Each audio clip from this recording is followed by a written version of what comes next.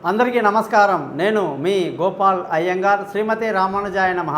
18వ తారీఖు ఆగస్టు 2024 నుంచి 24వ తారీఖు ఆగస్టు 2024 వరకు మేషరాశి నుంచి మీనరాశి వరకు వార ఫలాలు ఎలా ఉంది, గ్రహస్థితులు ఎలా ఉన్నాయి, అలాగే ఏమైనా మార్పులు ఉంటే దానివల్ల జరిగే ప్రయోజనాలు కూడా మీకు తెలియజేయడానికి కోసం మీ ముందుకు ఇవాళ వచ్చాను. మీరందరూ కూడా మీ జాతకాలు తెలుసుకోవడానికి కోసం మీ date of birth, time of birth, place of birth ఈ నెంబర్కి వాట్సాప్ చేయండి. మీ జాతకాలు రెడీ అవుతాయి. మీతో 15 నిమిషాలు మాట్లాడతాను. వాయిస్ రికార్డ్ చేసుకోండి. అలాగే 50 పేజీల జాతకాన్ని మీకు మెయిల్ చేస్తాను. అలాగే మీరు ఎవరైతే డేట్ ఆఫ్ బర్త్ లేదో వాళ్ళు ముఖం కనిపించే ఒక ఫోటో, చేతి రేఖలు మగవాళ్ళు కుడి చేయి, ఆడవాళ్ళు ఎడమ చేయి రేఖలు పంపించండి. మీ జాతకం రెడీ అవుతుంది. మీకు ఎటువంటి సమస్యలు ఉన్నా కూడా సరే, అది ఎటువంటి జాతకమైనా సరే దానికి ఖచ్చితంగా ఒక సొల్యూషన్ ఉంటుంది. ఆ సొల్యూషన్ చాలా సింపుల్గా చెప్తాను నేను. దాన్ని చేసుకోండి. జీవితంలో చాలా సంతోషంగా ఆనందంగా ఉంటారు. అలా ఒకరు వెళ్ళి దాదాపు ఇవాళ వందల్లో వేలలో నాకు రెఫరెన్స్ ద్వారానే నేను చాలా బిజీగా ఉంటాను. అలాగే thesimple.astrologer.com అని చెప్పేసి ఈ యూట్యూబ్ ఛానల్ ద్వారా సింపుల్గా మీకు నేను విషయాలు చెప్పదలుచుకున్నాను, రెమెడీస్ చెప్పదలుచుకున్నాను. ఇక మీరందరూ కూడా ఈ ఛానల్ని సబ్స్క్రైబ్ చేయడం మీ ధర్మంగా భావించండి. మీ బంధువులకు, స్నేహితులకు నా గురించి తెలియజేయండి. మా ఆశీస్సులు మీకు ఎప్పుడు ఎల్లప్పుడూ ఉంటాయని చెప్పి తెలియజేస్తూ, ఈ వారం గ్రహాల స్థితిని కానీ చూస్తే సూర్యుడు కర్కాటక రాశి నుంచి సింహరాశిలోకి వచ్చేసారండి. ఇది చాలా గొప్ప పరిణామం అన్నమాట. అలాగే ఈ వారంలో గురువు, కుజుడు వృషభ రాశిలో, అలాగే రవి, బుధ, శుక్ర గ్రహాలు సింహరాశిలో, కేతు కన్యారాశిలో, చంద్రుడు మకరం, కుంభం, మీనం, మేషం వరకు ప్రయాణిస్తున్నాడు. శని కుంభరాశిలో, అలాగే రాహు వచ్చేసి మీనరాశిలో సంచరిస్తున్నారు. దీన్ని బట్టి 12 రాశులకు ఎలా ఉందో ఈరోజు తెలుసుకుందాం.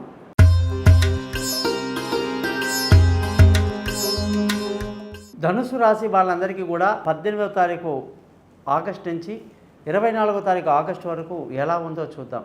ధనుసు రాశికి అధిపతి గురువు. గురువు అంటే జూపిటర్, బృహస్పతి అని అనేక పేర్లు ఉంటాయి. ఈ గురువు యొక్క దశ కూడా 16 ఏళ్ళు ఉంటుందన్నమాట.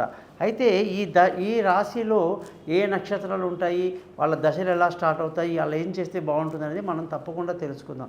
ముఖ్యంగా ఈ వారంగానే చూసుకుంటే ఈ రాశి వాళ్లకు గురువు యొక్క స్థానాన్ని చూస్తే 6వ ఇంట్లో ఉన్నాడు. గురువు 6వ ఇంట్లో ఉంటే ఏమవుతుంది? శత్రుస్థానం అవుతుంది.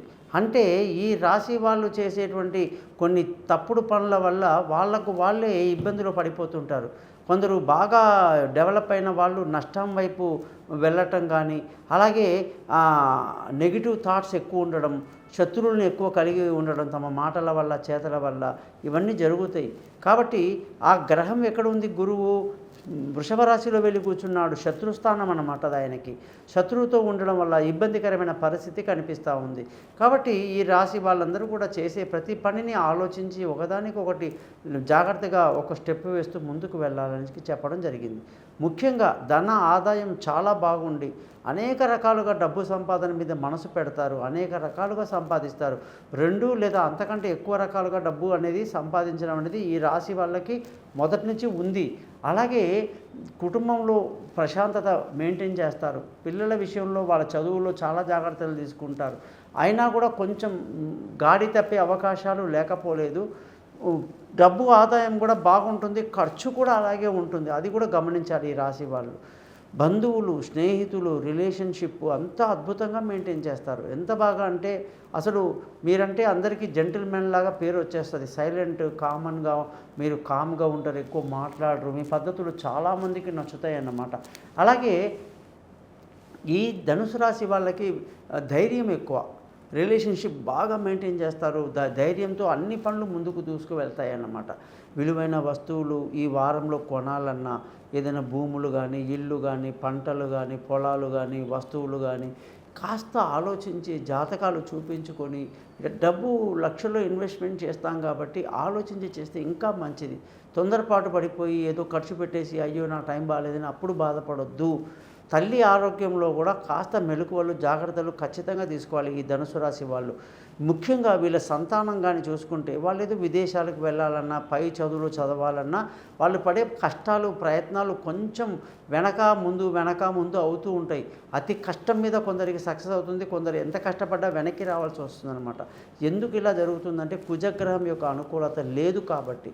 తెలివైన నిర్ణయాలు తీసుకోకుండా కొంచెం తెలివి తక్కువ నిర్ణయాలతో కూడా ఈ పొరపాట్ల మీద పొరపాట్లు జరిగే అవకాశాలు లేకపోలేదు. మరి ఆరోగ్యంగాని చూసుకుంటే ఆరోగ్యం పట్ల కూడా శ్రద్ధ వహించాలి. కడుపుకు సంబంధించినటువంటి గ్యాస్ ప్రాబ్లమ్స్ కానీ, ఇబ్బందులు కానీ, ఆడవాళ్ళకి లేడీస్ ప్రాబ్లమ్స్ కానీ ఈ రాశి వాళ్ళకి ఎక్కువగా ఉంటాయన్నమాట.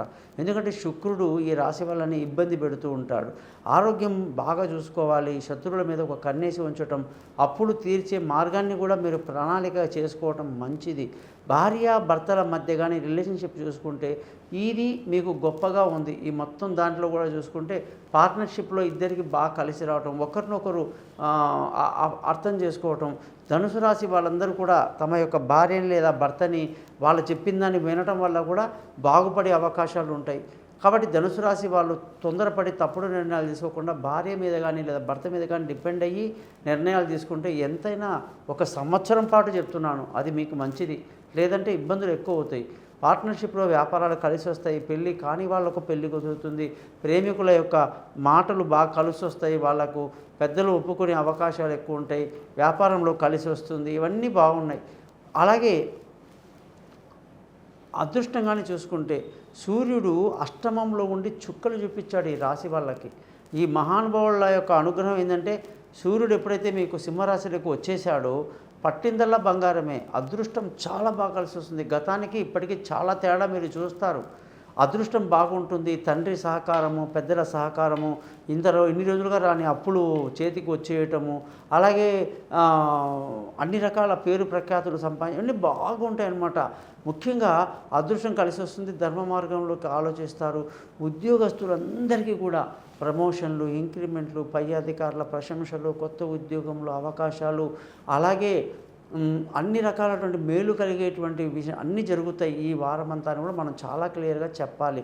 అన్నిటికంటే మించి పార్ట్నర్షిప్ వీళ్ళకి ఏదైతే టెక్స్టైల్ కానీ, ఫైనాన్షియల్, సాఫ్ట్వేర్ ఇంజనీర్, సాఫ్ట్వేర్ వ్యాపారాలు అన్నీ బాగా కలిసి వస్తాయి అన్నమాట. ఇదంతా ఒకటి. తర్వాత వ్యాపారం చేసే వాళ్ళకి, ఫుడ్ ఇండస్ట్రీలో ఉన్న వాళ్ళు కానీ చాలా బాగా కలిసి వస్తుంది ఫుడ్ ఇండస్ట్రీలో ఉంటే. అలాగే ఫుడ్కి సంబంధించిన వ్యాపారం ఎవరు చేసినా సరే ఈ రాశి వాళ్ళకి చాలా బాగా కలిసి రావటం. అలాగే వ్యాపారంలో మెలకువలు బాగా నడుచుకుంటారు. నష్టం మాత్రం అయితే రానే రాదు. ముఖ్యంగా ఖర్చుల విషయానికి వస్తే ఖర్చులు బాగా అదుపులో ఉంటుంది ఈ రాశి వాళ్ళకి. అది గొప్ప. మరి ధనుసు రాశి అంటే మనకి మూలా నక్షత్రంలో 1, 2, 3, 4 పాదాలు పుట్టినోళ్ళు, పూర్వాషాఢ అంటే శుక్రుడి యొక్క 4 పాదాలు, ఉత్తరాషాఢ అంటే సూర్యుడి యొక్క 1 పాదంలో పుట్టిన వాళ్ళు ఈ రాశిలో ఉంటారు. మరి వీళ్ళు పుట్టడమే కేతు దశలో పుట్టారు. మూలా నక్షత్రం అంటే కేతు దశ అంటే చాలామంది మూలా నక్షత్రం దానికి ఏదో శాంతులు చేయాలి, మంచిది కాదు. కారణం ఏంటంటే కేతు దశలో పుడుతున్నారు కాబట్టి, కేతు మంచి గ్రహం కాదు కాబట్టి అదొక పెద్ద ఇంటెన్షన్. రెండవది పూర్వాషాఢ నక్షత్రం అంటే శుక్రుడి యొక్క ఆధిపత్యం. అంటే చిన్నతనంలోనే శుక్రుడు రావటం వల్ల బాగా జల్సాగా ఎంజాయ్ బాగా చేస్తారన్నమాట. తర్వాత సూర్యదశ ఉత్తరాషాఢ నక్షత్రంలో ఇవన్నీ కూడా జాతకంలో ఎలా ఉంది, అసలు ఏ దశ జరుగుతుంది, ఏం చేస్తే బాగుంటుంది, ఎలా వీళ్ళు పైకి వస్తారు, ఏ సబ్జెక్ట్లో వీళ్ళు పైకి వస్తారు, ఇవన్నీ కూడా మనం తెలుసుకోవాలంటే నన్ను కాంటాక్ట్ చేయండి. మీ జాతకం మొత్తం మనం పర్సనల్గా మాట్లాడదాం. కాబట్టి జ్యోతిషపరంగా ఎటువంటి సందేహాలు ఉన్నా కూడా మీరందరూ నన్ను కాంటాక్ట్ చేస్తారని ఆశిస్తూ నా యొక్క యూట్యూబ్ ఛానల్ని సబ్స్క్రైబ్ చేస్తారని తెలియజేస్తూ మీ నుంచి సెలవు తీసుకుంటున్నాను. మీ గోపాల్ అయ్యంగార్.